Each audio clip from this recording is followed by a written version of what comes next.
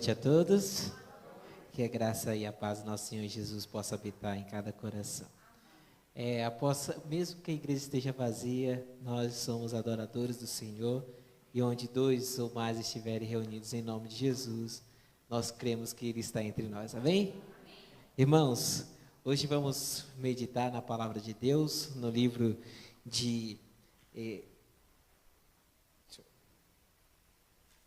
Números, capítulo 12, onde vamos falar sobre a sedição de Miriam e Arão, e vamos meditar também sobre a salvação de Jesus, através desse texto, a nós pecadores. Números, capítulo 12. A gente vai ler o capítulo inteiro, tá bom?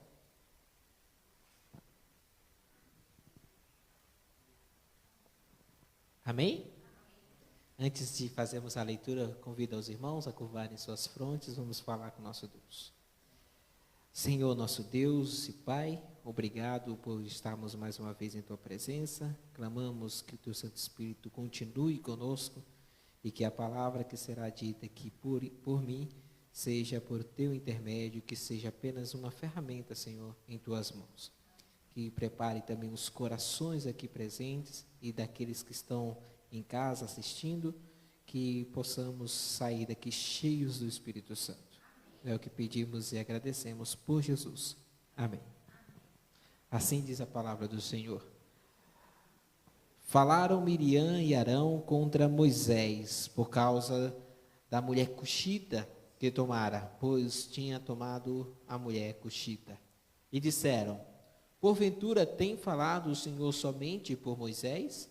Não tem falado também por nós? O Senhor o ouviu. Era o varão Moisés muito manso, mais do que todos os homens que havia sobre a terra. Logo, o Senhor disse a Moisés e a Arão e a Miriam: vós três, saí à tenda da congregação. E saíram eles três. Então o Senhor desceu na coluna de nuvem e se pôs à porta da tenda.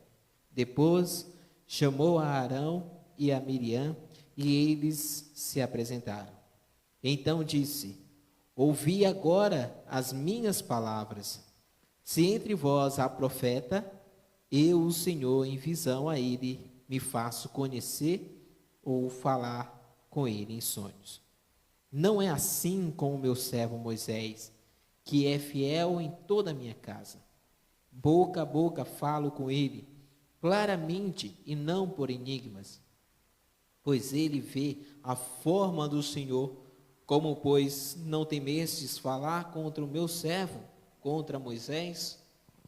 E a ira do Senhor contra ele se acendeu e retirou-se.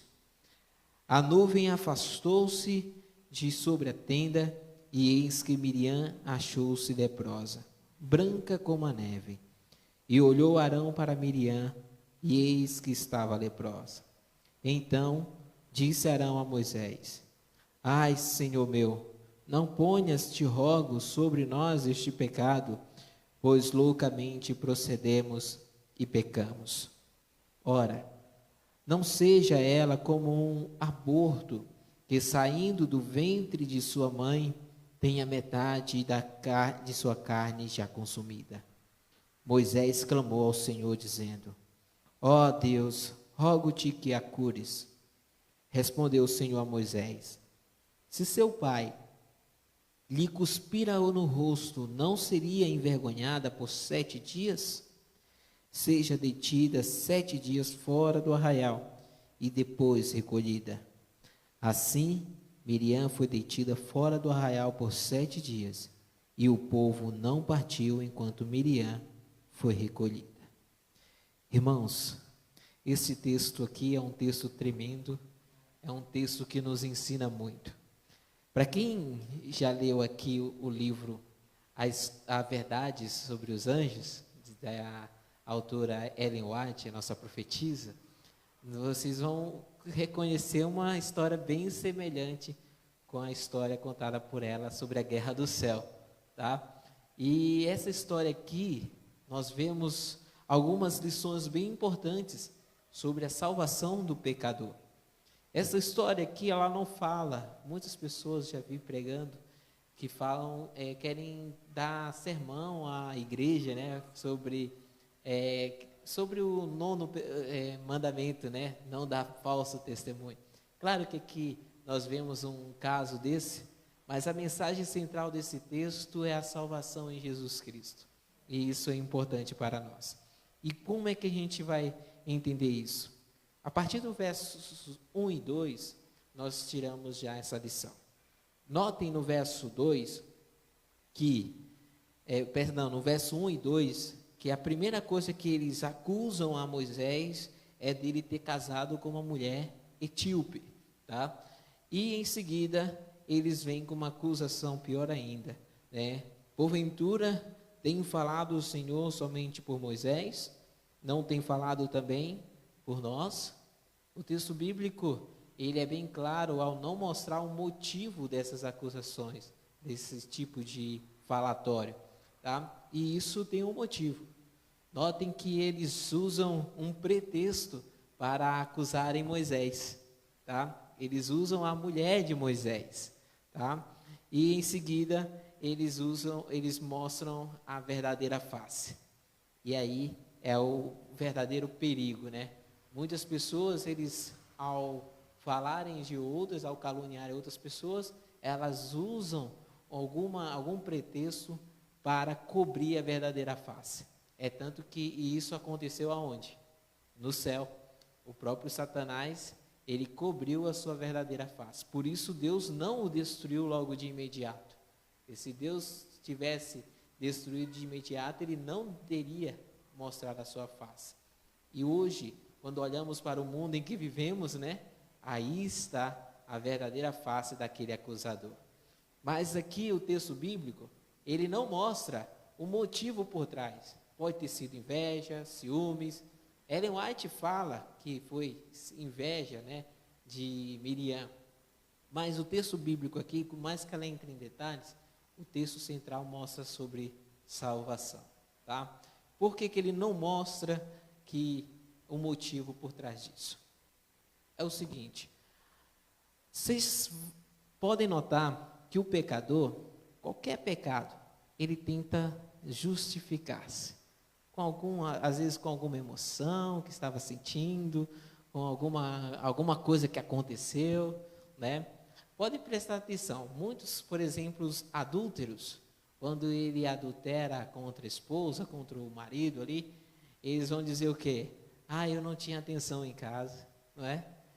Não me dava atenção, era isso, era aquilo e tal, parecia que eu não estava casado com uma mulher ou com um homem, não é verdade? Sempre usam alguma justificativa ali para se desculpar, mas assim como Satanás no céu, ele tentou se justificar de seus pecados, todos nós quando pecamos contra alguém, contra Deus, quando queremos justificar os nossos pecados, nós estamos culpando a Deus. Vocês querem ver um exemplo? A gente vai lá para Gênesis 3. O que acontece ali? Adão e Eva caem em pecado. Deus avisou a eles? Deus avisou, não avisou? Deu todas as justificativas para que eles não caíssem em pecado, tá? E eles caíram em pecado. Quando Deus ele vem em busca ali de Adão e Eva e chama por Adão, ele pergunta: onde estás? Adão estava onde? Escondido, né? Ele estava escondido. E ele fala assim: eu ouvi a tua voz e tive medo porque estava nu e me escondi. E Deus pergunta para ele: por que você se escondeu? Quem te fez perceber que estava nu? Aí ele fala o quê? A mulher que tu criaste me deu do fruto e eu comi. A quem estava culpando? A Deus. Porque ele fala: a mulher que tu criaste. Se tu não tivesse criado ela, eu não teria caído, não é isso? E ele pergunta para Eva: Eva, o que foi que tu fizeste? E ela respondeu: a serpente que tu criaste me Enganou. Então, ela agora culpa quem? A serpente. Teve um caso, eu sou de São Luís do Maranhão, tá? Teve um caso lá de um assaltantezinho do bairro, né? E ele roubou um cara, e o cara deixou ele levar as coisas, né? Mas na primeira oportunidade que o cara teve, ele o matou. E nisso as pessoas já se rodearam ali diante do corpo, tudo, e começou os comentários, né? E aí chegou a esposa, né? Era a esposa, a namorada que tinha uma filha dele, né? E ali ela disse que ele só tinha assaltado aquele cara para comprar o leite para a sua filha. Aí a gente fica até com dó, poxa, só por causa de um leite, coitado, aconteceu isso, né? Mas isso aí é uma justificativa que não tem cabimento, né? Deus, ele deu muitos meios, não é verdade, para que a gente pudesse adquirir bens e serviços, não é verdade? O trabalho é o principal meio. Mas se a gente tem alguma dificuldade, qual o problema de pedir? Não é verdade? Não tem problema nenhum. É necessário você tomar algo de alguém? Ele sofreu a consequência daqui. E aqui é a grande lição desse texto bíblico. Por que que Deus não mostra aqui o motivo por trás das acusações de Miriam e Arão? É porque justificativa não te salva do pecado. Justificativa, não adianta você comparecer perante Deus e querer justificar o porquê você pecou. Não adianta. A única forma de nos salvarmos é pela justificação, pela fé. Pela fé apenas. Isso não é mérito nenhum nosso. É mérito de Cristo Jesus. Por isso que eu escolhi este hino. Jesus, ele é o nosso Salvador. Nós não temos mérito nenhum em salvação. Me diz, uma pessoa aqui que tem algum mérito em se salvar. Não existe. Somos todos pecadores. Todos pecadores. Irmãos, quando pecares, não tente se justificar perante Deus. Que a Bíblia nos ensina a gente relatar o nosso pecado a Deus. E assim nos arrependermos dos nossos pecados. Mas não tenta justificar o seu pecado, que não vai adiantar. A gente tem que apenas que confessar a Deus: Senhor, eu pequei contra ti. Notem que, prestem atenção no Salmo 51, quando o Davi, ele confessa o seu pecado a Deus, ali, e ele não tenta justificar nenhum. Ah, Senhor, é porque eu vi aquela mulher, ela estava tão bonita, é isso. Não, ele diz: eu pequei contra ti, e somente contra ti. E aí, isso é arrependimento. Quando você tenta se justificar do pecado, você não mostra arrependimento nenhum. Você está tentando trazer alguma desculpa para você ter pecado. Você está dizendo, ó, que se isso acontecer de novo, eu posso pecar de novo. Mas quando você confessa o seu pecado e se arrepende, Deus, ele é justo para perdoar o seu pecado. Eu tenho certeza que você dificilmente vai voltar a cometer aquele pecado. E é isso que esse texto mostra. Prestem bastante atenção no decorrer da história, como Deus trabalha nesta linha. Olha só, no verso 4, adiante, ele diz assim, ó: logo o Senhor disse a Moisés e a Arão e a Miriam: vós três, saí à tenda da congregação. E saíram eles três. Então o Senhor desceu na coluna de nuvem e se pôs à porta da tenda. Depois chamou a Arão e a Miriam, e eles se apresentaram. Então disse: ouvi agora as minhas palavras.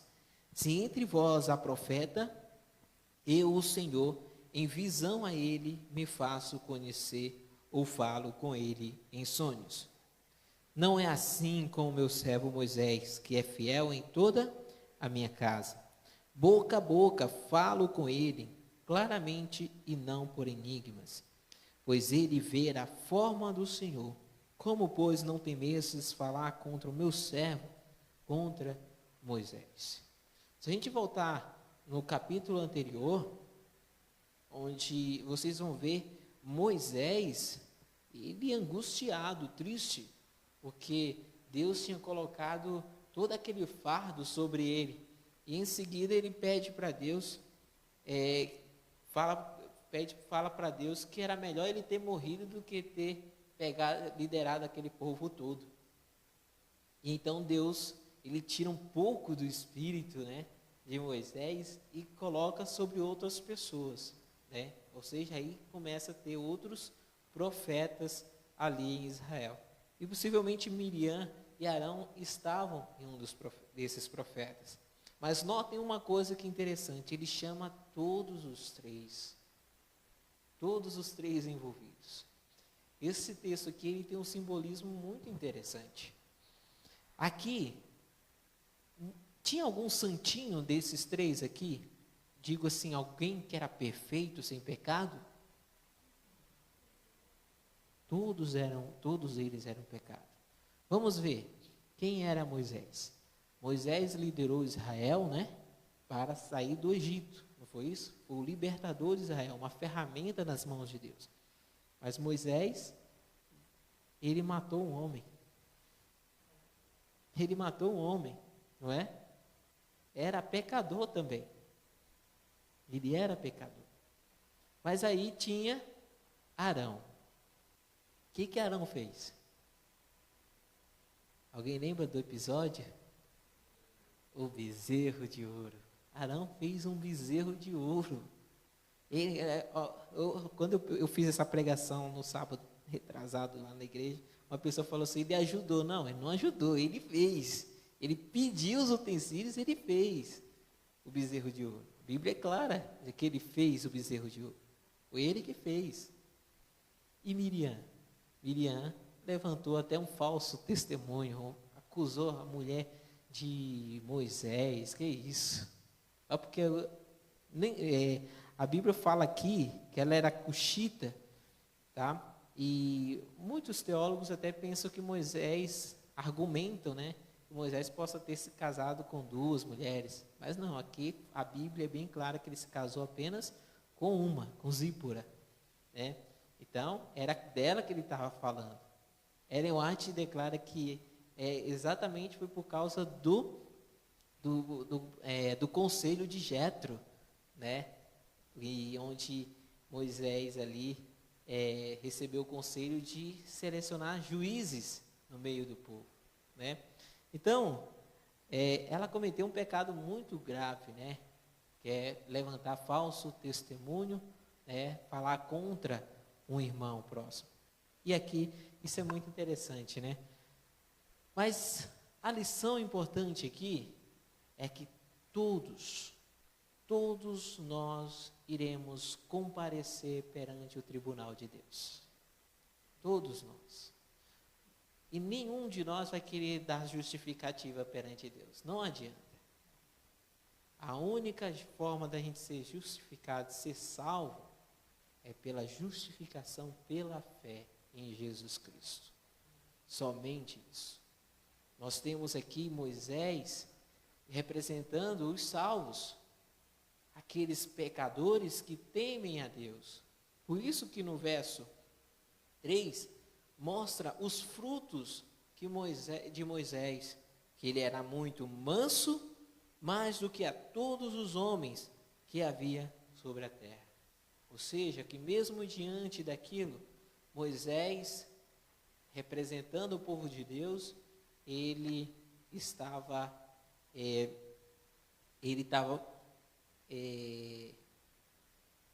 frutificando, né?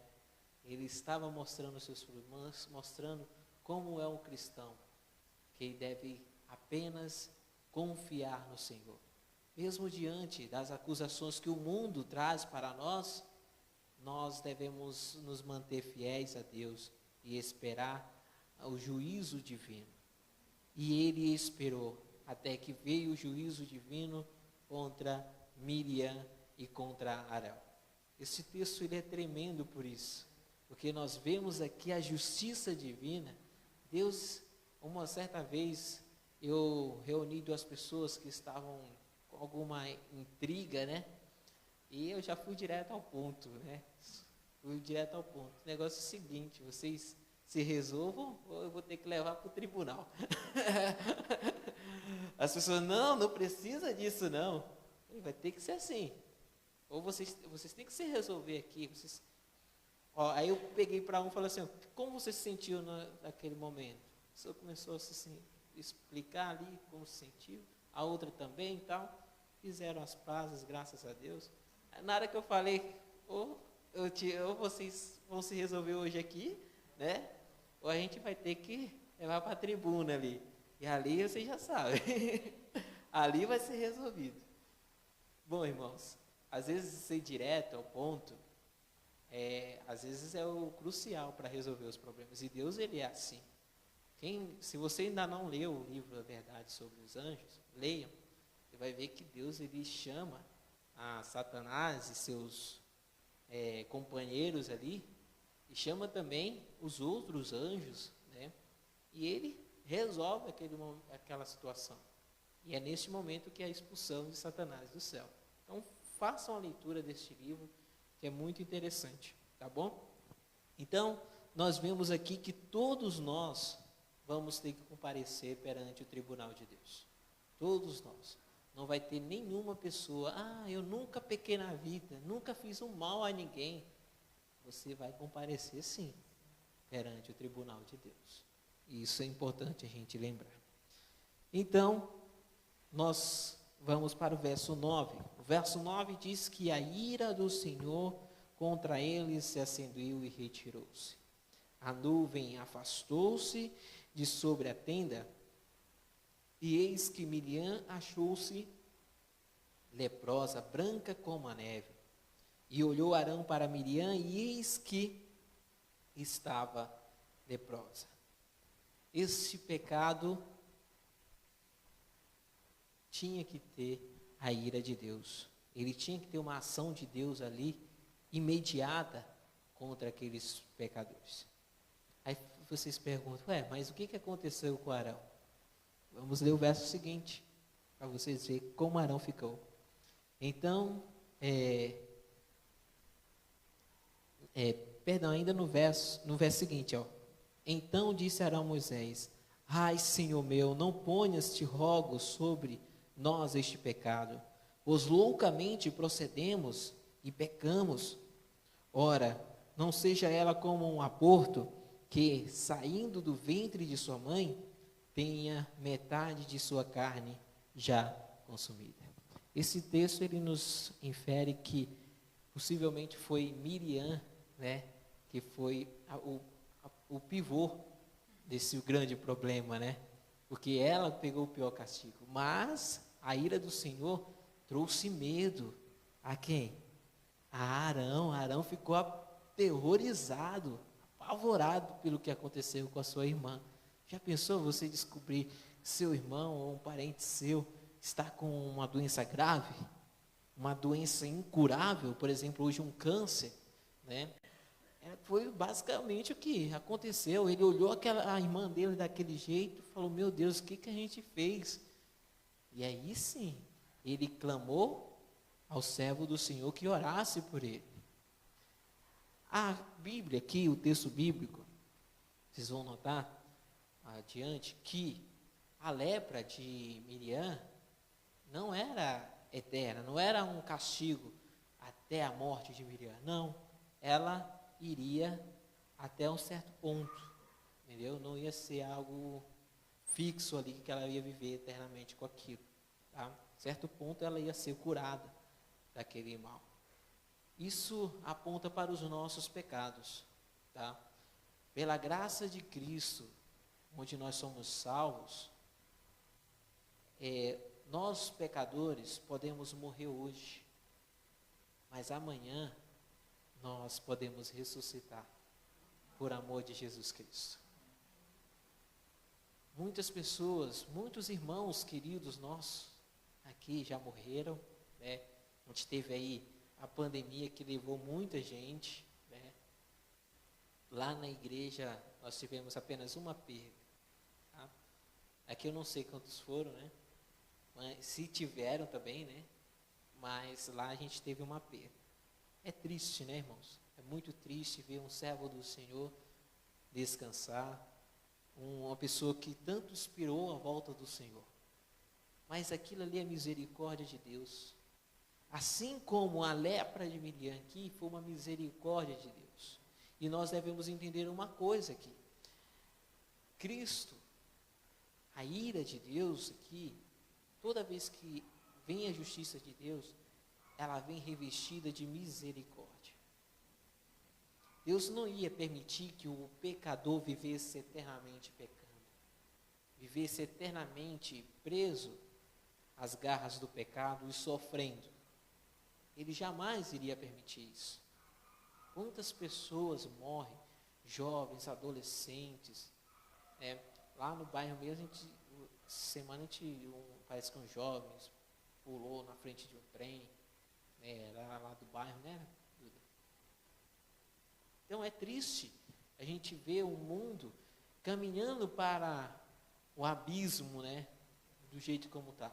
É muito triste.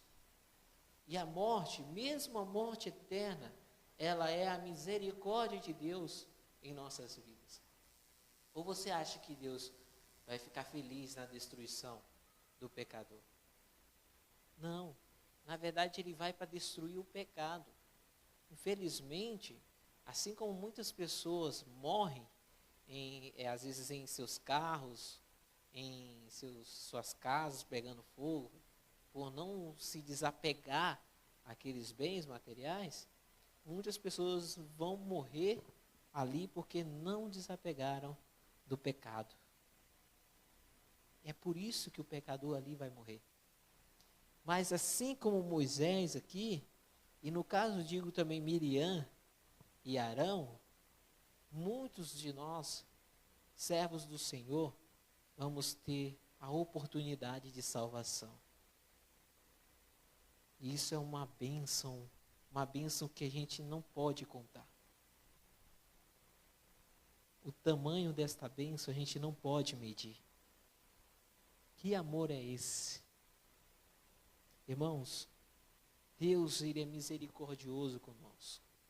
Assim como o pai, ele precisa castigar o filho desobediente, não porque ele odeia aquele filho, mas porque ele ama, Deus também, a ira dele recai sobre o pecador, não porque ele odeia o pecador, mas porque ele ama o pecador. E ele quer o bem. Miriam precisava passar por aquilo para entender o quão grave foi o pecado dela. Porque o pecado dela não foi contra Moisés, foi contra o próprio Deus. Ela não questionou a autoridade de Moisés.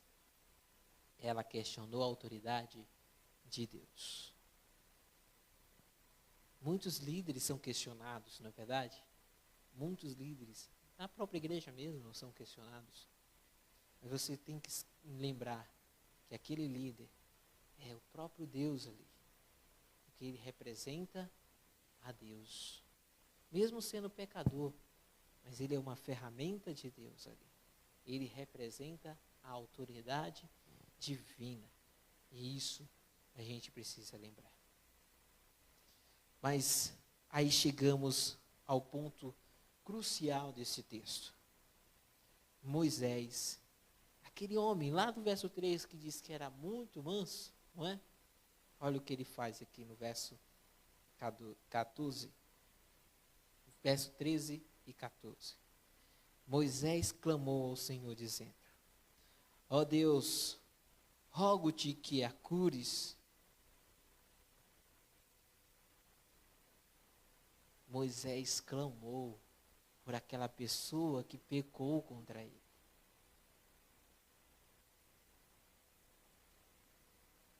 Isso me lembra de quem?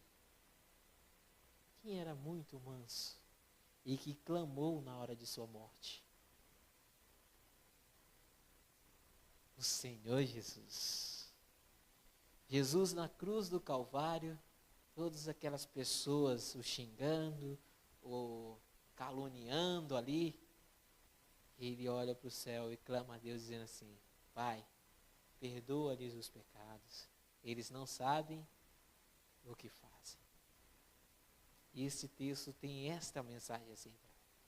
Moisés é uma tipologia de Cristo, por isso que ele era muito manso, porque Cristo, ele veio não para nos julgar, mas para nos libertar do pecado.